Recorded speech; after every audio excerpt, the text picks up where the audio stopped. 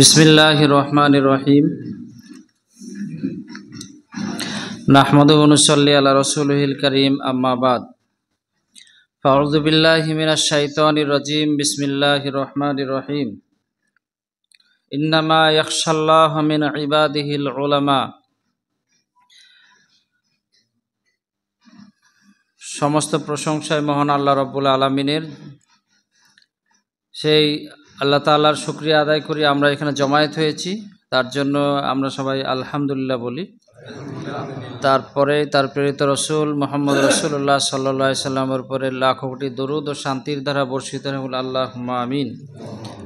অতঃপর আজকের এই সভার সঞ্চালক, সভাপতি, এখানে যারা এই জেলার সংগঠনের দায়িত্বশীল আছেন, কারি মুহিবুল্লাহ সাহেব সহ যারা এখানে আছেন, সম্ভবত আহসানুল্লাহ সাহেব ওনার একটা কারো ইন্তেকাল হয়েছে শুনলাম, আসতে পারেননি, বা যারা আছেন সর্বোপরি আপনারা বিভিন্ন জায়গা থেকে এসেছেন, বিভিন্ন ব্লক থেকে। আর আমার সাথে এসেছে আমাদের সংগঠনের রাজ্যের সহ সম্পাদক এবং বর্ধমান জেলার উনি ডিস্ট্রিক্ট ইমাম। তো হাফেজ শামশের সাহেব আসছে, আমার বলার পর সংক্ষেপে উনিও বলবেন, যেহেতু আপনারা অনেক দূর দূরান্ত থেকে অপেক্ষা করছেন আর আমরা অনেক দূর থেকে আসছি, প্রায় ধরুন 200 কিলোমিটার ওপর, এবং মাঝে অনেক জ্যাম, রাস্তা বুঝতেই পারছেন, হয়তো সেই জন্য একটু দেরি হলো। এর আগে যে সভা হয়েছিল সেই সভাতে উনি বললেন, আমাকে দাওয়াত দেওয়া হয়েছিল, দাওয়াত কবুলও করেছিলাম, কিন্তু কোনো কারণবশত আসতে পারিনি। যারা জেলা নেতৃত্ব তারা জানেন ব্যাপারটা। আমি ভার্চুয়ালি ওখানে মোবাইলে কথা বলেছিলাম, সেই দিনই কথা দিয়েছিলাম, এবং ওনাদের কলকাতা আমি ডেকেছিলাম, আমাদের রাজ্য সেই এতে কলকাতায় ওনারা গিয়েছিলেন। তো ওই সময় বলেছিলাম যে হ্যাঁ একদিন যাব আমি ইনশাল্লাহ। তো সেই ওয়াদা রক্ষা করতে পেরেছি, আমার খুব ভালো লাগছে আপনাদেরকে পেয়ে। তো মেনলি 2-3টে কথা। 1 নম্বর হচ্ছে, দেখুন পশ্চিমবঙ্গে প্রায় ধরে নেন এই মুহূর্তে 68,000 কাছাকাছি ইমাম মুয়াজ্জিন ভাতা পাচ্ছে, 43,000 ইমাম আর বাকিগুলো মুয়াজ্জিন। আর এইগুলো 2012 সালের আগে যে মসজিদগুলো হয়েছে সেইগুলো, এগুলো বাদ দিলেও এখনও কিন্তু অনেক মসজিদ আছে যেগুলোর ইমাম মুয়াজ্জিন আছে যাদের ভাতা এখনও হয়নি। এবং এটার জন্য ওয়াকফ বোর্ডের একটা সার্কুলার আছে, সেটা চেঞ্জ করার জন্য আমরা রাজ্য থেকে বারবার বলেছি, সম্ভবত এবারই পাঠিয়েছে। সার্কুলারটা যদি চেঞ্জ হয় অল্প দিনের মধ্যে হয়তো হয়ে যাবে, তাহলে 2012 পরের যে মসজিদগুলো হয়েছে সেগুলো ইমাম মুয়াজ্জিনরা তারাও ভাতা পাবে, পেলে সংখ্যাটা অনেকটা বাড়বে। ফলে এই মুহূর্তে সারা দেশের মধ্যে ভাববেন যে অনেক রাজ্যে ইমাম মুয়াজ্জিনরা ভাতা পায়, কিন্তু অনেকের ধারণা নেই সম্পর্কে যে তেলেঙ্গানা, দিল্লি, এমনকি বিজেপি শাসিত হরিয়ানা, সেখানেও যে ভাতাগুলো পায় সেখানে ওয়াকফ বোর্ড সে ভাতাটা দেয়, এবং খুব অল্প সংখ্যক ইমাম মুয়াজ্জিনকে সে ভাতাগুলো দেয়। যেমন দিল্লিতে আমরা খোঁজ নিয়েছি, ওখানে মাত্র 1800 থেকে 2000 ইমাম ভাতা পায়, তার বেশি পায় না, কিন্তু পরিমাণটা বেশি, 16,000 করে 18,000 টাকা ওরা বেশি পায়। কিন্তু ওদেরও আবার দেখলাম একটা সমস্যা, ওদের 19 মাস ধরে বেতন বাকি, ওরাও ধর্ণা দিচ্ছে। তো এবার ওদের ওয়াকফ বোর্ডের ইনকাম থেকে, সরকারি কোষাগার থেকে দেয় না।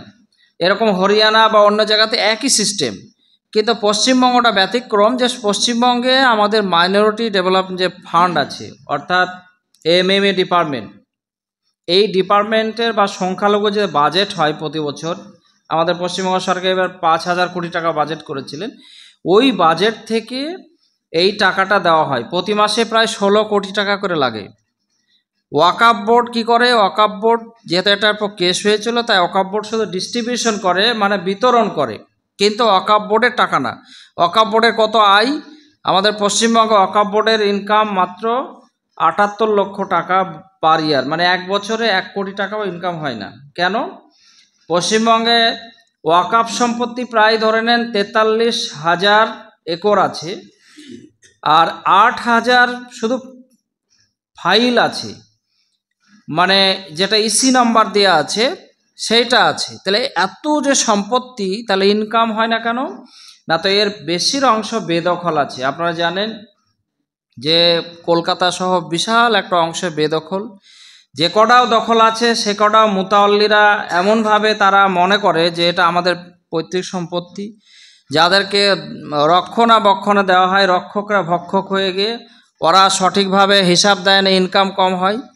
ওয়াকফ বোর্ডের কিছু গুরুত্বপূর্ণ জায়গা আছে যেখান থেকে কিছু বেশি ইনকাম হয়, যেমন পাথর চাপড়ি আপনারা শুনেছেন, মাজার যেটা আছে, ওখানে প্রতি বছর ওনাদের যে মেলা থেকে 1.5 কোটি টাকা করে, ঘটিয়ারি শরীফ থেকেও এরকম 1 কোটি টাকা, এরকম বড় বড় কিছু ওয়াকফ স্টেট আছে সেইগুলো থেকে ইনকাম হয়। তো এই হচ্ছে মেন ব্যাপার। তাহলে পার্থক্যটা বোঝা গেল যে এইটা সরকারি টাকা, কিন্তু আমাদের যে ওয়াকফের যে টাকা আছে সেই টাকাটা আমাদের গাফিলতি বলুন, এর আগে যে সরকারগুলো ছিল তাদের প্রচ্ছন্ন মদতে বলুন, যেভাবে হোক সরকারি আমাদের ওয়াকফের সম্পত্তি বেদখল হয়ে আছে অনেকটা। এই সরকার আসার পরে তো অনেকটা তাও দখল মুক্ত হওয়ার চেষ্টা করছে। এখন যে জিনিসটা আমি বলতে চাইছিলাম যে পশ্চিমবঙ্গে কিন্তু এত সংখ্যা, সারা দেশের মধ্যে প্রথম যে এত ইমাম মুয়াজ্জিনকে তারা ভাতা দিচ্ছে, এবং ভাতা চালু হয়েছিল আপনারা জানেন যে 2012 এপ্রিল মাসে। এদিকে 12 থেকে প্রায় 12 বছর পার হয়ে গেল, 12 বছর 24। মাঝে আমরা দীর্ঘ আন্দোলন করেছিলাম, আন্দোলন করার পরে বাড়ানোর জন্য। গত 2021 সালে আপনারা অনেকে গিয়েছিলেন ওখানে। আমি ওই সভাটা, মুখ্যমন্ত্রী যেদিন এসেছিলেন সভাটা অর্গানাইজ করার জন্য আমি 15 দিন কলকাতায় পড়েছিলাম, এবং প্রায় বিভিন্ন জেলায় ঘুরে ঘুরে ওই সভার জমায়েতটা আমি, নাখোদা মসজিদের ইমাম সাহেব, আরও সব কিন্তু ওইখানেও আমাদের আশা আমাদের পূর্ণ হয়নি। আমরা ভেবেছিলাম যে ভাতাটা ডবল করবে কিংবা কিছুটা বাড়াবে বেশি, কিন্তু মাঝে একটা জিনিস জেনেছিলাম, সেটা হচ্ছে একটা ধোঁকাবাজি হয়েছিল। বিহারি বাঙালি একটা কলকাতার কিছু একটা গ্রুপ ছিল যারা আমাদের সঙ্গে বিট্রে করেছিল।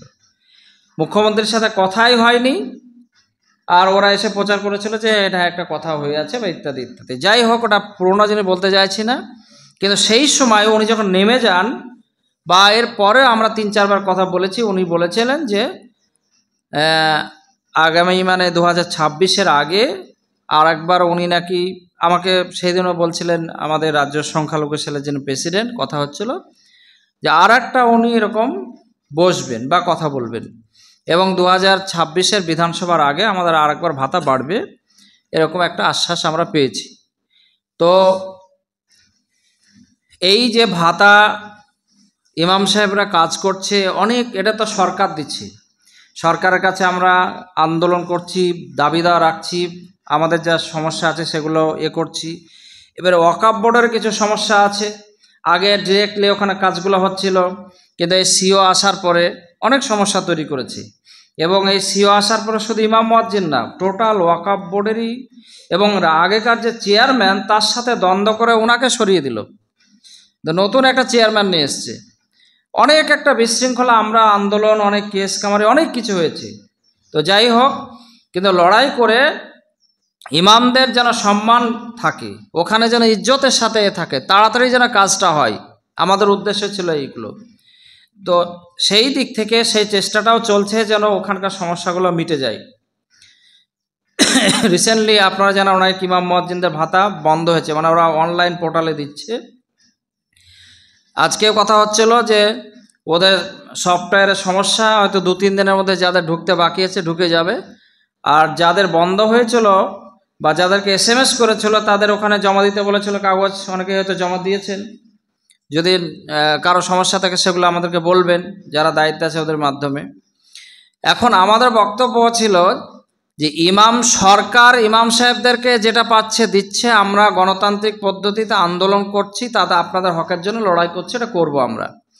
কিন্তু মসজিদ কমিটি তাদেরই কিন্তু একটা দায়িত্ব কর্তব্য আছে, তাদেরকে কিন্তু একটা ভাবাতে হবে, আমাদের এটা সংগঠন থেকে ভাবাতে হবে। আমরা রাজ্য স্তরে একটা আলোচনা করেছি যে আমরা রাজ্য থেকে চিঠি দিব প্রত্যেকটা মসজিদ কমিটির কাছে, যে সরকার কিন্তু ইমাম সাহেবের পিছনে নামাজ পড়ে জান্নাতে যাবে না। জান্নাতে যাবে কারা? মুসল্লিরা, তাই তো? এটা লোকাল যারা মুসল্লি তাদের কমিটি তাদের একটা দায়বদ্ধ থাকে যে ইমাম সাহেবকে ভালো রাখা। ফলে মসজিদের অনেক বাজেট বাড়ে। বক্তা একটা জালসা করলে ওরা 40-50 হাজার দিয়ে আনছে, মার্বেল বসাচ্ছে, রং করছে, বড় বড় প্রতি বছর বাজেট হচ্ছে, কিন্তু ইমাম সাহেবের বাজেট বাড়ায় না। আবার কত সমস্যা আমাদের কাছে আসে, ম্যাক্সিমাম ইমামের পিছনে লেগে ইমামকে তাড়ানোর ষড়যন্ত্র। এর জন্যই আপনাদের সংঘবদ্ধ হতে হবে যে অধিকার এবং ইউনিটি। আমাদের সংগঠনের পুরুলিয়া জেলা একটা মডেল হয়েছে। পুরুলিয়া জেলাতে আমি ঘুরে ঘুরে সংগঠনটা এত শক্তিশালী হয়েছে, আপনাদের পাশের জেলা আব্বাস ভাইরা ওখানে দায়িত্বে আছে, জিগে খোঁজ নেবেন। কোনো ইমাম ওখানে যদি মসজিদে লাগে তো ওরা এই সংগঠনকে অ্যাপ্লাই করে, তবে ওখান থেকে ইমাম সাপ্লাই দেওয়া হয়। কোনো ইমাম যদি কাউকে তাড়িয়ে দেয় অন্যায়ভাবে, সংগঠন সেখানে গিয়ে মসজিদ কমিটিকে চার্জ করে যে ইমাম সাহেবের যদি দোষ না থাকে তাহলে আপনারা কেন তাড়ালে কৈফিয়ত দিতে হবে, এটা তার পাশে দাঁড়াতে হবে সংগঠনকে, তবে তো ইমাম সাহেব সংগঠনের পাশে দাঁড়াবে। এটাই তো ইমাম সংগঠনের কাজ। এবং তাকে যদি অন্যায়ভাবে তাড়িয়েও দেওয়া হয়, যদি না পারে অন্তত তার ভাতা যেন না কাটে, এটা বিডিও অফিসে ডেপুটেশন দিতে হবে। বিডিও অফিসে যে বিএলএফ আছে বা যে সেকশনে ফাইল দেখে, বিডিওকে সংগঠন থেকে জানাতে হবে যে আমার এই ব্লকের ডেপুটেশন দিয়ে চিঠি দিয়ে এই অমুক অমুক মসজিদকে অন্যায়ভাবে ইমামকে তাড়ানো হয়েছে, এই ভাতাগুলো কাটলে আমরা আপনাদেরকে ঘেরাও করব, আমরা ডেপুটেশন দেব। এটাই তো সংগঠনের কাজ, তাই না? তার জন্য তো ইউনিটি হতে হবে। এই কাজগুলো আপনাদের করতে হবে। যদি বিডিও না শুনে ডিএমকে বলা, ডিএম না শুনলে আমরা যেখানে যারা বলার লাগে আমরা রাজ্য থেকে যতটা হেল্প করা করব, কিন্তু এগিয়ে আসতে হবে আপনাদেরকে। তার জন্য প্রতিরোধ গড়ে তুলতে হবে, সিস্টেম মেনে ডেপুটেশন দিয়ে সব কিছু করতে হবে। সেই জন্য আপনারা ইউনিটি হন, এগুলো খুবই জরুরি। আর আমরা রাজ্য থেকে ওই চিঠিগুলো আমরা দেব, আপনারা মসজিদ কমিটির কাছে পৌঁছাবেন। পরপর যখন চিঠি যাবে ওরাও ভাববে যে আমাদেরকে রাজ্য থেকে রিকোয়েস্ট করছে, এই বছর না হলে সামনের বছরে কেউ না কেউ ভাববে, ধরুন কিছু একটা হয়তো আশা হতে পারে। আমরা সংগঠন থেকে আরও কিছু কাজকর্ম করছি আপনাদেরকে জানিয়ে, আজকে এসেছে যখন জানিয়ে যায়। 1 নম্বর হচ্ছে, যেমন ইমাম সাহেবদের আমাদের কাছে ফোন আসে এমন যে অল্প বেতন তাদের, ছেলে মেয়েদের কী করে ভালো করে পড়াবে, তাদের চিকিৎসা ব্যবস্থাটা কী করে করাবে, এটা খুব পয়েন্টের ব্যাপার। ফলে আল্লাহর খাস রহমত ছাড়া এটা সম্ভব নয়, এনারা ভালো থাকে ভালো চলে, আমরা সেটাই সবাই আমরা দোয়া করে চলে। কিন্তু আমাদের একটা কর্তব্য আছে যে তাদের পাশে দাঁড়ানো। সেই জন্য আমরা শিক্ষার দিকটাতে সরকারি স্কুল কলেজে আছে, কিন্তু প্রাইভেটে আপনারা যদি পড়াতে চান, যেমন আলামিন মিশনের সাথে আমাদের একটা টাইপ হয়েছে। আপনি শুনে খুশি হবেন যে আমি গত 5 দিন আগে আমি আলামিন মিশনে গিয়েছিলাম নুরুল সাহেবের কাছে। আমি একটা খতিয়ান নিলাম, টোটালে আমাদের সংগঠনের চিঠি পাঠিয়ে প্রায় 315 জন ইমাম সাহেবের ছেলে মেয়ে এই 3 বছরে আলামিন মিশনে চান্স পেয়েছে, খুব কম পয়সায়। কারো 2000, কারো 1500, কারো 1000, কারো 2500 এরকম টাকায়। কিন্তু এটাই অন্য বাচ্চাদের ক্ষেত্রে 7000, 8000, 5000 করে নেয় তারা। কিন্তু আমাদের খাতিরে সংগঠনের চিঠি গেলে পরে কিন্তু শর্ত হচ্ছে পাস করতে হবে ওদের অ্যাডমিশন টেস্টে। এবং অন্যান্য যে জিডি এর আন্ডারে, মুস্তাকার সাহেবের পতাকার আন্ডারে যে সমস্ত ক্যাটের আন্ডারে মিশন আছে, সেগুলোও আমাদের সাথে কথা হয়েছে। তো যদি আপনারা পড়াতে চান প্রাইভেট মিশনে ভালো উন্নত মানের অল্প পয়সায়, আমাদের সাথে একটা যোগাযোগ করতে পারেন। 2 নম্বর হচ্ছে, কলকাতা লেভেলে অনেক মানুষের সমস্যায় পড়ে, বিশেষ করে অনেক ইমাম সাহেবদের ফ্যামিলি বা তাদের লোক কলকাতায় গিয়ে চিকিৎসা করাতে গিয়ে পিজি হসপিটালে সব থেকে বেশি মানুষের প্রয়োজন কোথায় পড়ে? পিজি হসপিটালে। মানুষ বিপদে পড়ে বেশি কোথায়? পিজিতে। হয় রক্ত লাগবে, নেই বেড পাচ্ছে না, আর না হলে অ্যাডমিশন করাতে পারছে না। এই সমস্যাগুলো পিজিতে ঘটে। তো আমাদের ওখানে লোক আছে, কিন্তু কাইন্ডলি আপনারা পাবলিকের জন্য বলবেন না। পাবলিক তো পার্টি আছে, আছে, আমরা আমাদের সংস্থার সদস্যদের জন্য করব। আমরা অলরেডি প্রচুর পরিমাণে এরকম কেস আমরা করছি। এনআরএস হোক, পিজি হোক, মেডিকেল কলেজ হোক, সেখানে যদি যাই ইমাম সাহেবদের আমাদের থ্রোতে, ধরুন আপনারা বেড পাচ্ছেন না, আমরা ওটা হেল্প করব। আমাদের 4-5টা লোক রাখা আছে ওখানে। তো ওই আমরা নাম্বারগুলো দিব আমরা ডিস্ট্রিক্ট লেভেলে, এরা যদি চিঠি করে আমাদেরকে বা জানায় আমাদের, সেভাবে আমরা একটু হেল্প করব। কোনো ব্লাডের প্রয়োজন এ একটা। 2 নম্বর হচ্ছে লিগ্যালি, মানে কোনো যদি আইনিভাবে ফেসে যায় কোনো ইমাম সাহেবের পরিবার, হাইকোর্টে কোনো সমস্যায় পড়েছে বা কোনো এতে, সেক্ষেত্রে আমাদের একটা লিগ্যাল অ্যাডভাইজার কমিটি আছে, বিনা পয়সায় আইনি পরামর্শ দেওয়া এবং সুযোগ সুবিধা আমরা একটা চেষ্টা করছি। আমরা একটা চেষ্টা করছি যে ইমাম মুয়াজ্জিনদের জন্য আলাদা একটা স্কুল করা যায় কিনা, কারণ সবারই জন্য, সবার ইউনিয়নে সবার আপন আপনই আছে। ভ্যান সৈনিকদের স্কুলে ওদের ছেলেমেয়েরা পড়ে, লেবারদের জন্য আলাদা ইউনিয়ন স্কুল আছে সবারই, কিন্তু আমাদের যদি আমাদের আলাদাই থাকতো, আমাদের ছেলেমেয়েগুলো সেখানে পড়তে পারতো ভালোই করে। তো এটা আমরা চেষ্টা করছি। প্রথমে কলকাতা আমরা একটা জমি দেখতেও গিয়েছিলাম, সুভাষগ্রাম মল্লিকপুরের পাশে।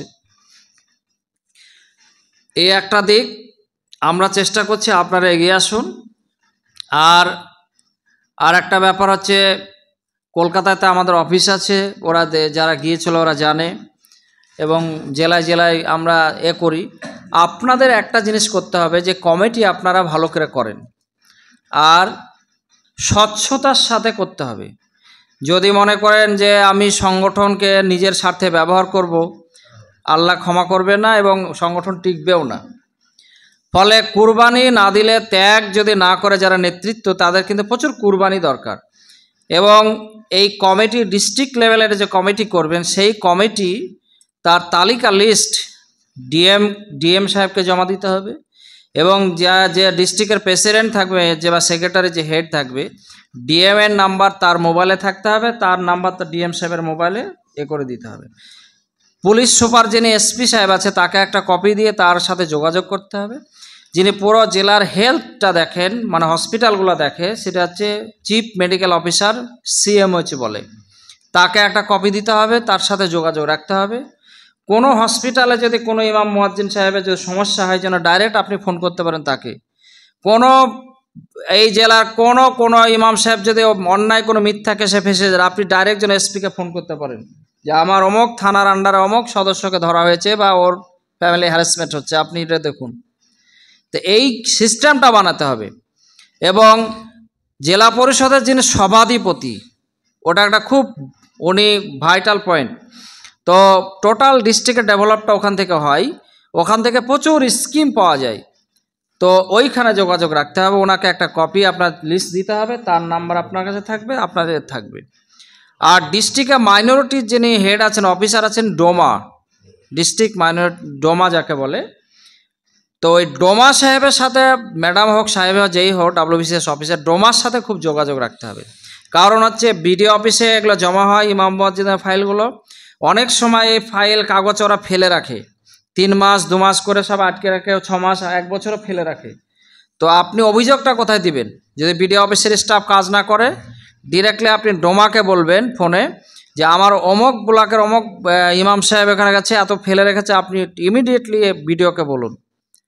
আপনাদের অধিকার পরিষেবা পাওয়া 3 মাসের মধ্যে যেন ভাতা হয় বা ওইগুলো যেন পাঠিয়ে দেয়, বিডিও অফিস এন্ট্রি করে ডোমাতে পাঠাবে, ডোমা বা ওইটাকে ওয়াকফ বোর্ডে পাঠাবে, মেল করবে, ওই সময়তে একটা মেমো নাম্বার দিয়ে পাঠায়, ওই মেমো নাম্বারটা আবার বিডিও অফিসে ওরা পাঠিয়ে দেয়, ওই মেমো নাম্বারটা তখন আপনাদেরকে দেওয়া হয়।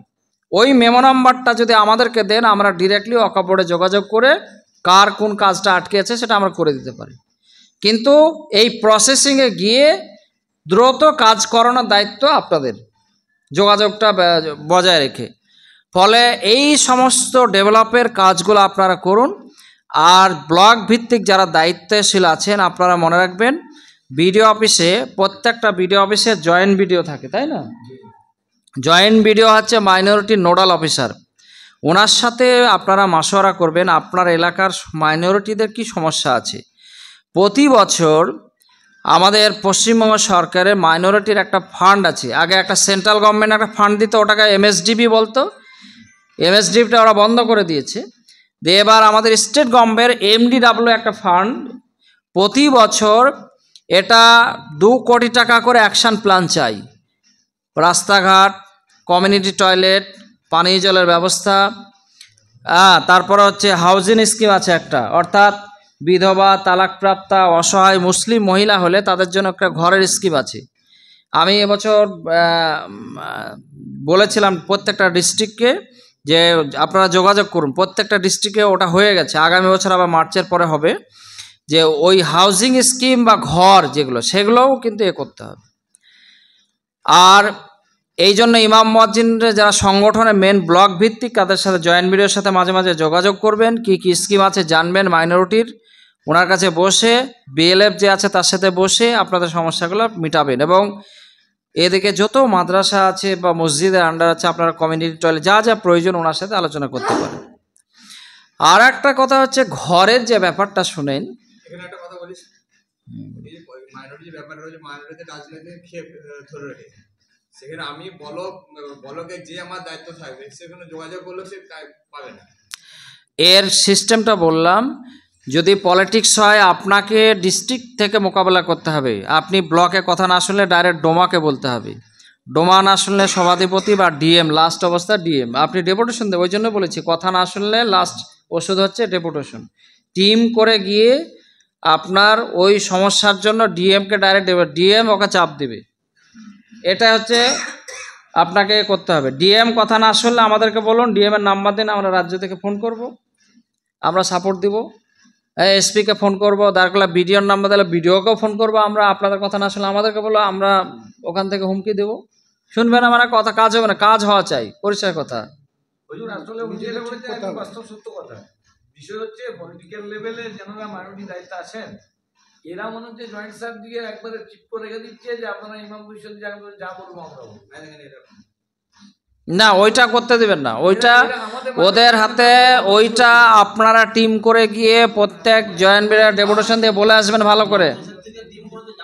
যাওয়া হয়নি, আপনারা যেটা বলছেন ইন্ডিভিজুয়ালে গেছেন, কিন্তু সাংগঠনিকভাবে যাননি। সাংগঠনিকভাবে ওনার কাছে প্যাডে লিখিত নিয়ে রিসিভ করিয়ে নিয়ে, এই যে সাংগঠনিক সিস্টেম, বলবেন যে আপনারা কথা না শুনলে আমরা ডিস্ট্রিক্টে জানাবো, নাহলে রাজ্যে জানাবো, বলে আসবেন। আপনি কথা শুনবেন না কেন? এটা কথা শুনতে হবে, কাজ করতে হবে। ওনার কাজের জন্য আছেন, কারো দালালি করার জন্য তো নেই। যে যাবে তার কাজ করবে ওরা আপনাদেরকে। সেটার জন্য আপনারা সমস্যা থাকলে সমাধানের রাস্তা আছে, তাই না? হ্যাঁ, যেটা বললেন যে আমরা যেভাবে এই সংগঠনটাকে যদি জোরদার করি, আমরা যদি আমাদের কাজগুলো একত্রিত হই তাহলে কাজ হবে। আমরা সংগঠনের পক্ষ থেকে ইন্দাসের এইরকমভাবে সমস্যা নিয়ে অনেকটা যাই, অনেকটা আমাদেরকে গুরুত্ব দেয়, বিডিও গুরুত্ব দেয় এবং ওনার ওসি গুরুত্ব দেয় এবং হসপিটালের ওরা গুরুত্ব দেয়। কিন্তু কথা হচ্ছে আমাদেরকে ইমাম সাহেব হিসাবেই বেশি গুরুত্ব দেয়। অন্য সংগঠন আমরা সবাই জমিয়ত করি, কিন্তু এই মুহূর্তে বর্তমানে জমিয়তের থেকে বেশি গুরুত্ব দেন ইমাম সংগঠনটাকে সারা পশ্চিমবঙ্গে দেয়, করতে হবে। শুনুন, এর জন্য সার্কুলার যেটা ওয়াকফ বোর্ডের আছে, যেহেতু আমাদের মানে এটা পশ্চিমবঙ্গে ধরুন ইমামদের ক্যাটাগরি বলুন, দেওবন্দি মতলে আছে, বেরেলি আছে, আহলে হাদিস আছে, আজানগাছি আছে, ফুরফুরা আছে, সব রকম আছে ইমাম। তো আহলে হাদিসদের ইমাম, ওদের আবার সনদ না হলে, সার্টিফিকেট না হলেও ইমাম হওয়া যায় ওদের ইয়েতে, বা ফুরফুরা সেকশনেও তাও দেখেছি কিছু কিছু জায়গায়। তো ফলে ওয়াকফ বোর্ডে এই নিয়ে আলোচনা হয়েছিল কোনো একটা সার্টিফিকেট যে মানে ম্যান্ডেটরি করা হোক, কিন্তু ওই কামরুজ্জামান বা আরও 2-3টা সংগঠনের প্রতিবাদ করেছিল যে না, কমিটি যাকে সিলেক্ট করে যদি বলে যে ইনি এটা আমার ইমাম, আমার এর কাজ চলে, তাহলে পাবলিকের ওপরে কিছু কথা বলার নাই। তো ফলে এই জায়গাটাতে ওয়াকফ বোর্ড ফেলিয়ার হয়েছে যে কমিটি রেজুলেশন করে কাউকে ডিসাইড করলে ওটা ইমাম, কিন্তু ওরা এখন একটা রেজুলেশন শর্ত করেছে ওয়াকফ বোর্ড যে 5 ওয়াক্ত ডিউটি করতে হবে। অর্থাৎ কমিটি যার নামে ভাতা আছে সে যদি 5 ওয়াক্ত নামাজ বা মসজিদে জুমা না পড়ায় তাহলে তার নামে ভাতা থাকা উচিত না বা থাকতে পারে না, তার ভাতাটা কাটার ব্যবস্থা আছে। পাবলিক তার মানে সে ডিউটি করে না, ডিউটি অন্যজনা করে, তাহলে অবজেকশনের জায়গা আছে, এইটা ভাতাগুলো কাটা যাবে। তার জন্য এই গত পরশুদিনের ঘটনা, গত পরশুদিন হুগলি ডিস্ট্রিক্টে আমরা আমাদের কমিটিকে ওদেরকে পাঠিয়েছিলাম হুগলিতে। ওরা ডোমার সাথে দীর্ঘ বৈঠক করার পরে বলেছেন যে কোন কোন মসজিদে এরকম ভাতা আছে আমাদেরকে একটা লিস্ট দিন। বিডিওর মাধ্যমে ওরা ইনকোয়ারি করিয়ে ওই ভাতাগুলো কাটার ব্যবস্থা করা হবে। তো আপনারাও এই ডেপুটেশন যেটা বললাম, মানে স্মারকলিপি, দাবি সনদ যেটাকে বলছে, আপনারাও এই দাবিটা ওতে ঢোকান যে ডোমার সাথে বসেন, একদিন আপনাদের 4-5 জন গিয়ে ডোমা যিনি আছেন তাকে চিঠি দিয়ে বলুন, এবং তার আগে আপনারা সার্ভে করুন। সার্ভে মানে প্রত্যেক ব্লকে একটা লিস্ট প্রিন্ট আউট করুন যে আমার এই ব্লকে এই মসজিদের হচ্ছে পাবলিকের নামে ভাতা আছে। তো সেইটা লিস্টে আপনারা আমাদেরকে 1 কপি দিন, আমরা ওয়াকফ বোর্ডে জমা দিই, আর 1 কপি ডোমাকে দিন। তাহলে আমরা ওখান থেকেও কিন্তু একটা ইনকোয়ারি পাঠাবো, কারণ বিনা ইনকোয়ারিতে কিছু করা যাবে না। ইনকোয়ারি করুক ওরা, ইনকোয়ারি করে ওটা স্টপ করার ব্যবস্থা করা হবে, আমরা হেল্প করব।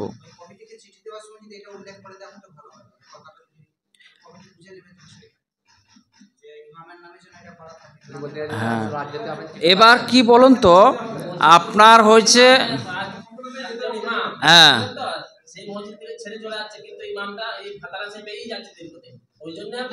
অনেক সমস্যা আছে, বিভিন্ন রকম সমস্যা আছে বলে এটা হয়। কিন্তু একটা জিনিস মনে রাখবেন, ধরুন ইমাম সাহেবের নামে করে দেওয়া হলো, কিন্তু কমিটির সাথে আপনার মারামারি ঝামেলা লেগে গেলো, তাহলে আপনার লাভটা কি হলো? আর একটা তো ব্যাপার, সেটা হলো এই আমাদের বাঁকুড়া জেলার কথা আমি বলছি, বেশিরভাগ মসজিদ তো ওই টাকাটা নিয়ে আর গ্রামের টাকা নিয়ে ইমামের বেতন হয়। তাহলে যার নামে হলো সেটা নিয়ে তো বিশাল একটা সমস্যা আসে না? ধরুন আমাকে 6 কোটিতে, আমি একটা গ্রামে থাকি, 6,000 টাকা ওই 3,000 টাকা ধরে, আর গ্রাম থেকে 3,000, সে তো ওইটা তো বাদ দেয় না, এর বেশি তো দেয় না, যে ওইটা কোনো ব্যাপার নাই। না না, এটার জন্য সংগঠন থেকে আপনারা চাপ দেন যে ওটা সরকার, শুনুন, আপনারা ওটাই চাপ দেন না, বলেন যে সরকার সম্মান জানাচ্ছে ইমামদেরকে, আপনারাও তো হস্তক্ষেপ করছেন কেন? ওটা সরকার বলবে না, সরকার বলবে না, সরকারের দায়িত্বও না, ওটা বলবে, ওটা সংগঠন থেকে বলতে হবে আপনাদের। হ্যাঁ হ্যাঁ, না না, ঠিক আছে, আপনারা সব বুঝতে পেরেছেন, আমরা বুঝতে পারছি। এটা একদিনে এত সমস্যা মিটবে না। মেন প্রবলেম হচ্ছে আস্তে আস্তে এগোতে হবে, সিস্টেমে এগোলে। আপনারা 6 মাস সময় নেন, এতদিন তো করেছেন। হ্যাঁ, 6 মাস সময় নেন, 6 মাসের মধ্যে ইনশাল্লাহ অনেক সমস্যা মিটে যাবে। আপনারা এখন হ্যাঁ, আপনার জন্য জরুরি হচ্ছে আমরা পরিষেবা দিব। হ্যাঁ, মেম্বারশিপ ফর্ম যেটা হবে আমাদের সংগঠন থেকে দেওয়া হবে, আপনারা সবাই সদস্য হন, আই কার্ড করে দিন। হ্যাঁ, আমাদের রাজ্য থেকে আমরা নাম্বার দেবো, যোগাযোগ হচ্ছে আমাদের অফিস থেকে আই কার্ড করে দিচ্ছে। হ্যাঁ, আই কার্ডের জন্য যা যা লাগবে ফর্ম ফিল আপ করতে হবে, একটা ফটো লাগবে, কত টাকা লাগবে, হয়তো একটা বানাতে গেলে যে ন্যূনতম 20-25 বা 30-40 টাকা যা লাগে একটাই, সেইটা আমাদের দক্ষিণ 24 পরগনা জেলার আই কার্ড একটা ডিস্ট্রিক্ট ধরে ধরে আমরা এগোচ্ছি, একদম সিরিয়াল দিয়ে রাজ্য থেকে। দক্ষিণ 24 পরগনা শেষ হয়ে গেছে, হুগলি শুরু হয়েছে, এরপরে ও মানে অন্যান্য জেলা পরপর মুর্শিদাবাদ হবে, তারপরে হতে হতে আপনারা যোগাযোগ করেন। ততদিনে আমরা একটা ফর্ম দিচ্ছি, সেই ফর্মটা আপনারা প্রত্যেক ব্লকে পাঠিয়ে দিন, আমি PDF দিয়ে দিচ্ছি হোয়াটসঅ্যাপে। সেটা সদস্য সংগ্রহ আপনারা করে নেন, করে নেওয়ার পরে তাতে ওতে ফটো দেবেন, ওটা টোটাল ডিটেলস চলে আসবেন। আর ওই ফর্মের একটা ন্যূনতম মূল্য করুন। হ্যাঁ, তার এগেনস্টে আপনার হ্যাঁ ওইটাই করুন, এবং রসিদ দিয়ে টাকা নেবেন, এবং স্বচ্ছতা রাখতে হবে, কারণ যত টাকা উঠবে মিটিং করে একটা হিসাব দিতে হবে, অডিট করতে হবে, কোনো যেন সন্দেহ জায়গা না থাকে। কারো কাছে 1 টাকা নিলেও সেটা যেন রসিদ দিয়ে নেওয়া হয়, এই জায়গাটা ক্লিয়ার কর, তাহলে তো মানুষের কোনো সমালোচনার জায়গা থাকবে না। তো যে যেখানে ভালো কাজ করছে আমরা মনে করি তাদের আমাদের সাপোর্ট থাকবে। আমরা চাই যে আরও এগিয়ে আসুক ওলামা সমাজ, ইমামরা আরও ভালো থাকুক, তারা সমাজের জন্য কাজ করুক। আর একটা গুরুত্বপূর্ণ মেসেজ, লাস্ট কথা যেটা নিয়ে এসেছি আমি, সেটা হচ্ছে আমাদের সংগঠন গতবার একটা খুব বড় কাজ করেছে, আন্তর্জাতিক মানের একটা প্রোগ্রাম করেছে নেতাজি ইন্ডোর স্টেডিয়ামে, আন্তর্জাতিক কেরাত সম্মেলন। এটা সংগঠনের অন্য উপকার না হলে প্রচারটা খুব বেশি হয়, এবং এটা কোরআনের খেদমত হয় বড়। এবং কলকাতায় স্বাধীনতার পরে না, এই নেতাজি ইন্ডোর স্টেডিয়াম হওয়ার পর থেকে নেতাজি ইন্ডোর স্টেডিয়ামে কোরআনের কোনো প্রোগ্রাম হয়নি, কোরআন শোনানো কলকাতাবাসীকে। তো গতবার ওখানে হয়েছিল, এবার আমাদের পার্ক সার্কাস ময়দানে আমরা করছি 8ই ফেব্রুয়ারি। তো তার জন্য ওখানে একটা বিশাল বড় বাজেট থাকে। আমরা জেলা নেতৃত্বের মাধ্যমে পোস্টার, কুপন, হ্যান্ডবিল যা যা আছে, যা এগুলো সেগুলো আমরা পাঠাবো। আপনারা যথাসাধ্য পরিমাণে একটু সাহায্য করবেন, সহযোগিতা করবেন ইনশাল্লাহ।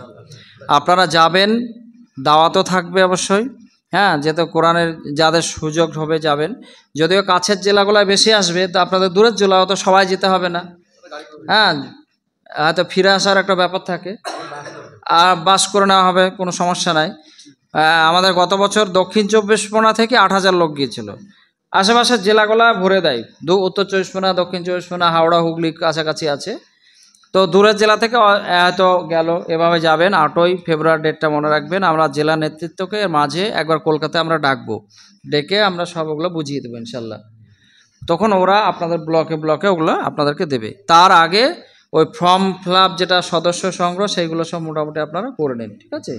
তাহলে আপনারা এক ইউনিটিভাবে থাকেন, কারোর সাথে কোনো বিরোধ নাই, এবং সব সময় পজিটিভ চলবেন, তবে আল্লাহর নুসরত আসবে। কোনো নেগেটিভে যাবেন না। মানে নেগেটিভ মানে আপনি সময় নষ্ট করলেন কারো গিবতে, কারো পিছনে লেগে, এইগুলোতে যাবেন না। এটা আমরা হয়তো বিশ্বাসও করি না। কে কি বললো ওটা আমরা পিছনেও তাকাই না। কাজ কাজ, শুধু কাজ করে যান, দেখবেন আল্লাহ আপনাকে কামিয়াব করবেন, হেল্প করবেন। বলে আমরা ইমাম মুয়াজ্জিনরা সমাজের সব থেকে ভালো কাজ করে আলেমরা, আর সমাজের সব থেকে কম মাইনে পায় এরা। এর বিরুদ্ধে আমাদের আন্দোলন, এই কমিটির এগেনস্টেও আমরা আন্দোলন করছি। আগামীতে আমরা সংগঠনের সামনে সেশন থেকে মসজিদ কমিটিকেও আমরা মেম্বারশিপ করব, কারণ ওদেরকে জুড়িয়ে নিতে হবে, নাহলে ওরা আমাদের মানে তাহলে কথা শুনতে বাধ্য হবে। তো সেই জন্য সরকারের কাছে আমরা যেভাবে দাবি দাওয়াতে যেভাবে চেষ্টা করবে এদের হক কিছু আদায় করে দেওয়া, পাবলিকের কাছে আমাদেরকে যেতে হবে সিস্টেমের মাধ্যমে। ইনশাল্লাহ সব দিক থেকে মেহনত হলে একটা আশা করছি একটা ভালো জায়গা, ভালো পরিবর্তন, ভালো একটা জায়গা তৈরি হবে, একটু ভালো কাজ হবে, কওমে মিল্লাতের কাজ হবে ইনশাল্লাহ। আর আমাদের অন্যান্য কাজও করতে হবে। প্রতিবাদ কোনো বিষয়, মিডিয়ার বিরুদ্ধে ওয়াকআপ অ্যামেন্ডমেন্ট যে বিল, আপনারা ইচ্ছা করলে একটা সভা করতে পারতেন।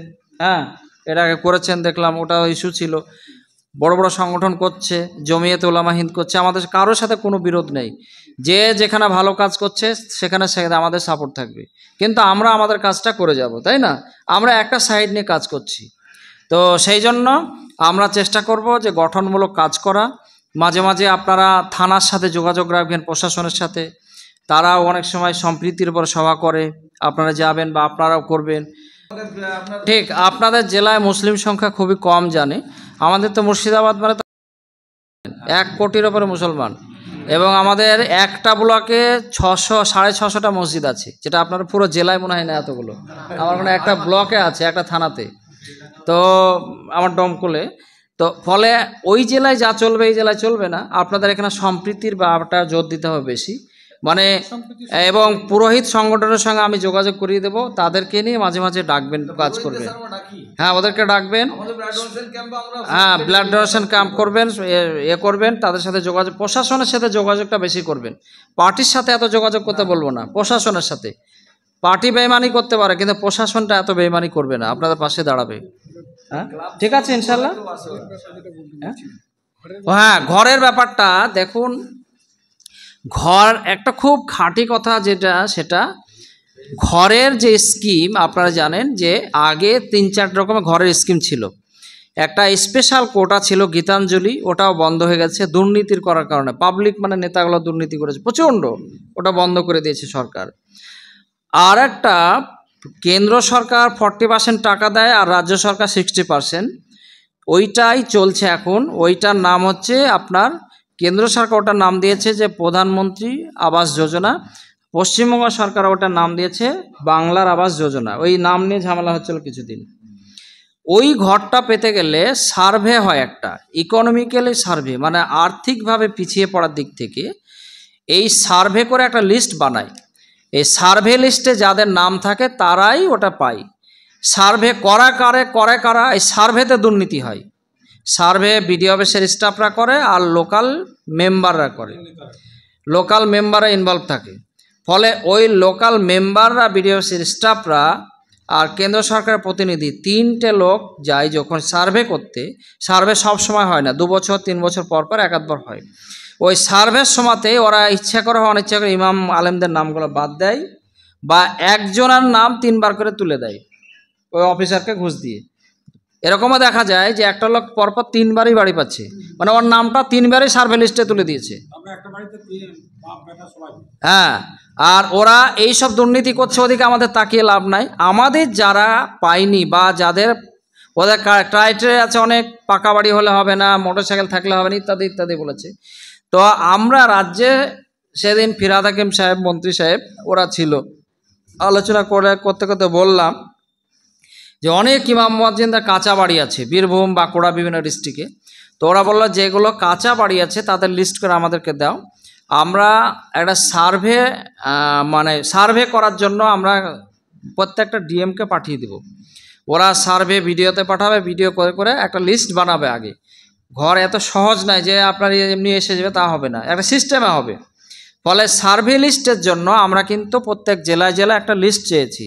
আপনাদের জেলাতে যদি এরকম থাকে কাঁচা বাড়ি বা কোনো হয়নি এরকম, তাহলে আমাদেরকে আপনারা দিতে পারেন এরকম তালিকা লিস্ট করে, ঠিক আছে? আমরা ওটা দিয়েছেন কিছু, তাহলে ওইটা একটা আমরা কপি পাঠিয়েছি, আর একটা আমরা পাঠাবো। আর মাইনরিটি ডিপার্টমেন্ট থেকে একটা বিধবা তালাকপ্রাপ্ত অসহায় মহিলাদের জন্য একটা ঘর ছিল, কিছুদিন আগে ওটা হয়ে গেল। আমরা প্রত্যেক বিডিও অফিস, পঞ্চায়েত সমিতি, এতেও নেতারা মারামারি করেছে। এখানেও আপনাকে ডিএম আর ডোমার সাথে এই সাংগঠনিকভাবে বলতে হতো। যেমন আমি আমার জেলাতে প্রায় 150 ঘর পেয়েছিলাম, ইমাম সাহেবদের স্ত্রীদের দিয়েছিলাম আমরা, মহিলাদের মানে তার স্ত্রীরা পেতে পারে, গরিব যারা যে ইমামরা। এবং এইবারকার যে লিস্টগুলো টাকা এখনও পাঠায়নি, ওরা পাঠাবে। তো এছাড়া ঘরের স্কিম না, আর একটা সুন্দর রাস্তা, দিদিকে বলো যে সরাসরি মুখ্যমন্ত্রীর একটা মোবাইল নাম্বার আছে না, ওই নাম্বারে আপনার কমপ্লেন করেন, সব আপনার লিখে নেবে। লিখে নিলে ওরা কিন্তু ওই নবান্নে ওর জন্য প্রচুর স্টাফ বসে আছে ওগুলো লেখার জন্য, ওরা শর্ট আউট করে ডিএমকে পাঠায়, ডিএম বিডিওকে পাঠায়, আপনার ইনকোয়ারি হয়ে ওরা কিন্তু অটোমেটিকলি ওরা লিস্টে ঢুকায় ওটা। তো ওটা একটা রাস্তা বলে গেলাম, ঠিক আছে? বাকি ঢালাওভাবে যে ইমামদের মুরাইতে ঘর দেবে এরকম, এটা মিথ্যা কথা। ওরা বলেছিল একটা টাইমে ওটা ভোটের জন্য, কিন্তু বাস্তবের সাথে কিছু সম্পর্ক নাই। আমরা দেখছি তো সব এরকম, বুঝতে পারছেন তো? এ হচ্ছে ব্যাপার, যেটা সত্য কথা সেটা বলতে হবে, নাহলে আমরা হয়তো বললাম যে হবে, যেটা হবে না সেটা বলে কি করব। এখন এখন ভোট ঘরের সার্ভে চলছে, এখন হবে না, ওটা 2 মাস বন্ধ থাকবে বলেই দিয়েছে আগে থেকে।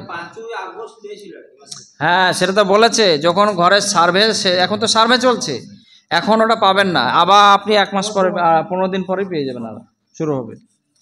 ঠিক আছে, আর কিছু বলার আছে কারো?